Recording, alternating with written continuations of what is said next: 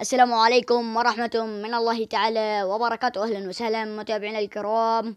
في هذا الفيديو الجديد سوف نشارككم قائمة المنتخب الوطني اليمني في خليج 26. أولا فضلا وليس أمرا، لا تنسون الإعجاب من الفيديو، الاشتراك في القناة وتفعيل زر الجرس والإشعارات ليصلك كل ما هو جديد.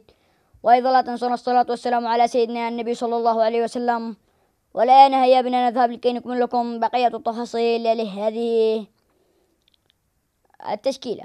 أولا الحراس هم عبد الله السعدي ومحمد أمان وأسامة حيدر. وأما عن الوسط فهم حمزة الدفاع فهم حمزة الصرابي ورامي اللسامي وعمرو طلال وهارون الزبيدي وحمزة الريمي وأحمد ناصر وعلي الدقين ورضوان الحبشي، وهؤلاء اللعاب الدفاع. وأما عن خط الوسط فهم جهاد عبد الرب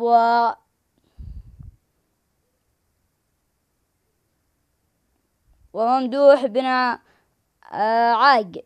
أما عن الثاني فهو عمر جولان وأنيس المعماري وعبد الواسع المطري وأسامة عنبر وعبد المجيد صابر ومحمد هاشم وقاسم الشريف وعمر الداحي وناصر محمد وطارق شهاب ومحمد الطير. وأما عن الهجوم فهم اثنين من اللعاب، هما حمزة محروس وعبد العزيز منصوم، وهم حمزة محروس من أهل صنعاء وعبد العزيز منصوم العروبة السعودية.